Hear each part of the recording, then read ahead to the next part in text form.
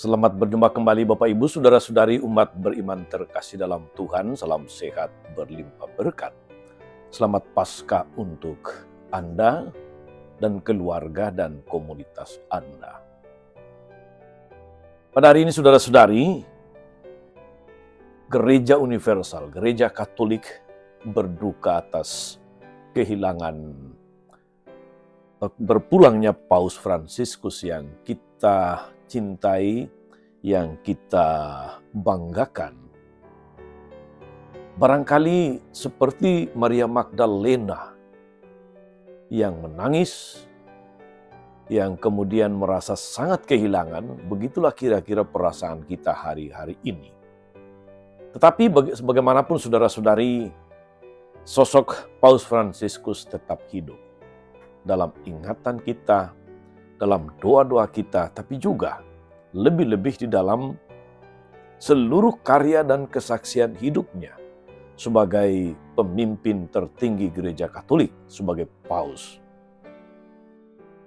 Kesaksian hidupnya, teladan kesederhanaannya, kesahajaannya akan selalu hidup. Kita bawa dalam doa saudara-saudari, moga-moga Paus Fransiskus beristirahat dalam damai dan seluruh karya-karya belas kasihnya, kesederhanaannya, kesahajaannya, perjuangannya untuk persaudaraan, perjuangannya untuk pentingnya merawat bumi sebagai rumah bersama, senantiasa kita teruskan. Saya mengajak kita hari ini saudara-saudari, merenungkan kutipan Injil Yohanes bab 20 ayat 11 sampai 18. Dalam nama Bapa dan Putra dan Roh Kudus. Amin. Setelah makam Yesus kedapatan kosong, Maria Magdalena berdiri dekat kubur dan menangis. Sambil menangis, ia menjenguk ke dalam kubur itu, dan tampaklah olehnya dua orang malaikat berpakaian putih, yang seorang duduk di sebelah kepala dan yang lain di sebelah kaki, di tempat mayat Yesus terbaring. Kata malaikat-malaikat itu kepadanya, "Ibu, mengapa engkau menangis?" Jawab Maria kepada mereka, "Tuhanku telah diambil orang, dan aku tidak tahu di mana ia diletakkan." Sesudah berkata demikian, ia menoleh ke belakang dan melihat Yesus berdiri di situ. Tetapi ia tidak tahu bahwa itu adalah Yesus. Kata Yesus kepadanya, "Ibu, mengapa engkau menangis? Siapakah yang engkau cari?" Maria menyangka orang itu adalah penunggu taman. Maka ia berkata kepadanya, "Tuan, jikalau Tuan yang mengambil dia, katakan kepadaku di mana Tuan meletakkan dia, supaya aku dapat mengambilnya." Kata Yesus kepadanya, "Maria." Maria berpaling dan berkata dalam bahasa Ibrani, "Rabuni," artinya guru. Kata Yesus, "Janganlah engkau memegang aku, sebab aku belum pergi kepada Bapa. Tetapi pergilah kepada saudara-saudaraku, dan katakan kepada mereka bahwa sekarang aku akan pergi kepada Bapakku dan Bapamu, kepada Allahku dan Allahmu." Maria Magdalena pergi dan berkata kepada murid-murid, "Aku telah melihat Tuhan," dan juga bahwa Tuhanlah yang mengatakan hal-hal itu kepadanya. Demikianlah sabda Tuhan. Bapak Ibu saudara-saudari umat beriman terkasih dalam Tuhan. Kita mendengar kisah tentang Maria Magdalena yang mengalami pengalaman kubur kosong, tapi juga pengalaman Yesus yang menampakkan diri. Maria hanya tahu bahwa Tuhan telah diambil dari kuburnya. Sudah disalibkan, sengsara, wafat. Begitu jenazahnya dikuburkan, hilang pula. Jadi kita bisa membayangkan saudari-saudara bagaimana perasaan hati dari Maria Magdalena yang memang sangat bersedih hati. Maria begitu sedih. Yesus yang begitu dicintai, yang begitu dikagumi, itu wafat. dan sekarang jenazahnya diambil orang.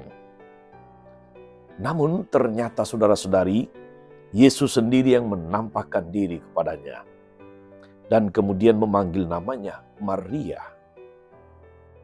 Satu sapaan yang membuat Maria kemudian tahu bahwa itulah Yesus. Maka dia kemudian mengenali dan menanggapinya sebagai Rabuni, yang berarti guru. Petrus dan Yohanes sendiri hanya melihat kubur yang kosong, tinggal kain kafan dan kain peluh. Lalu mereka pergi. Maria masih tinggal di kubur yang kosong. Itu tadi karena sedih, karena perasaan kehilangan yang mendalam. Tentu saja saudara-saudari, Maria tidak ingin ditinggalkan oleh Yesus lagi. Ia ingin memegangnya, namun Yesus meminta agar Maria tidak memegangnya, tidak menggantungkan diri terus-menerus padanya.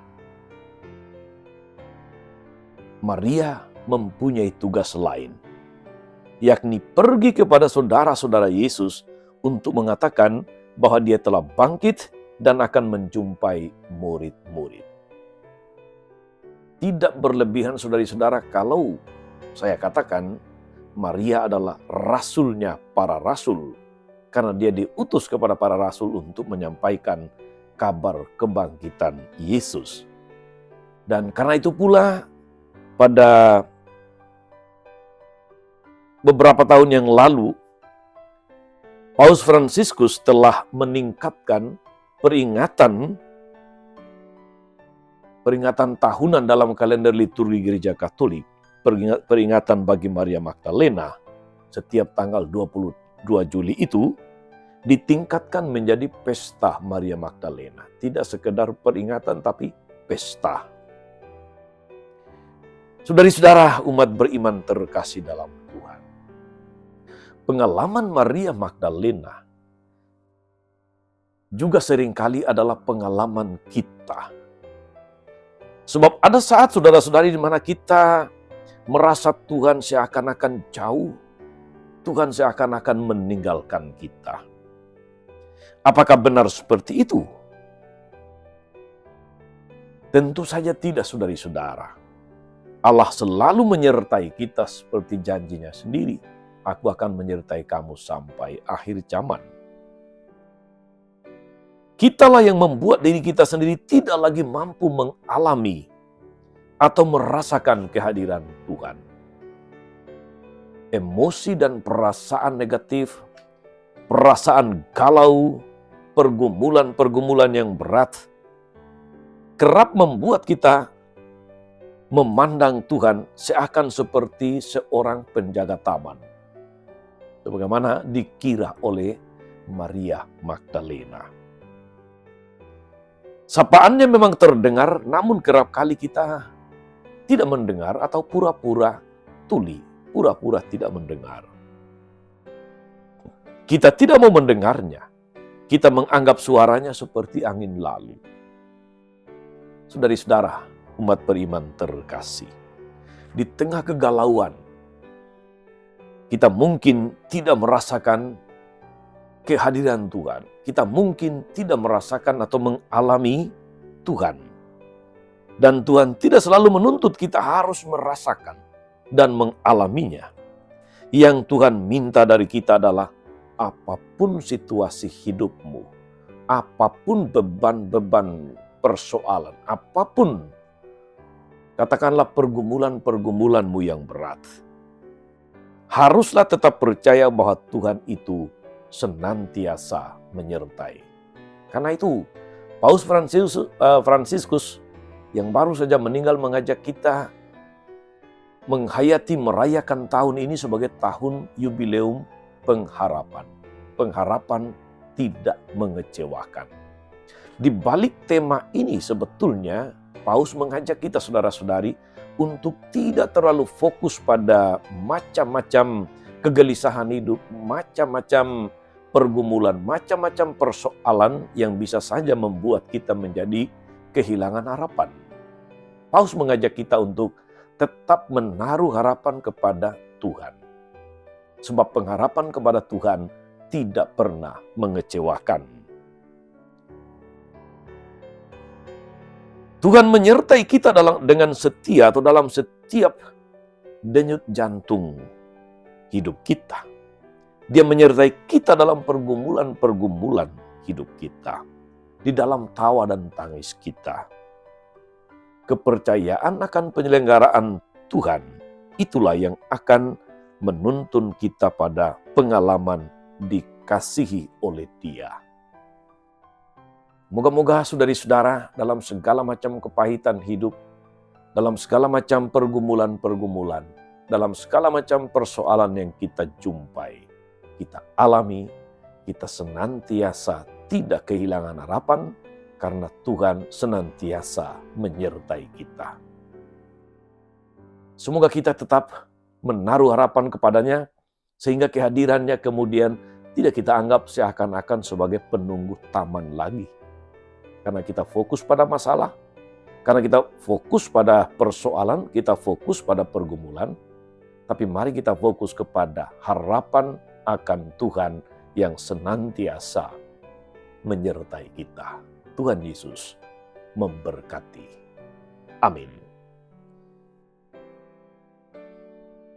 Ya Bapa yang penuh kasih, kami bersyukur karena kami boleh mengalami kebangkitan Yesus, Sang Juru Selamat kami. Melalui Dia, kami diteguhkan, kami dikuatkan, bahwa Engkau selalu beserta kami dalam setiap situasi hidup kami, dalam setiap tawa dan tangis kami, dalam setiap pergumulan-pergumulan kami. Ingatlah dengan penuh kasih ya Tuhan akan hamba-Mu, Paus Fransiskus yang telah Engkau panggil. Semoga berkat kebangkitan putra-Mu, Bapak Suci Paus Fransiskus boleh menikmati damai abadi. Dan segala macam warisan-warisan istimewa selama masa kepemimpinannya sebagai gembala Gereja Universal, kesederhanaannya dalam kata dan tindakan, dalam kesaksian hidup, boleh senantiasa kami teruskan, kami hidupi, dan kami wartakan. Terpujilah nama-Mu Tuhan sepanjang segala masa. Amin. Saudari-saudara sekalian, berkat Allah turun atas saudari-saudara, atas mereka yang kita doakan atau kita janjikan doa. Mereka yang sakit dan menderita, segala rencana, karya, dan pelayanan hari ini, Bapa dan Putra, dan Roh Kudus. Amin. Tetap sehat, teruslah menjadi berkat. Jangan lupa like, subscribe, nyalakan lonceng notifikasinya. Salam 52, Tuhan memberkati.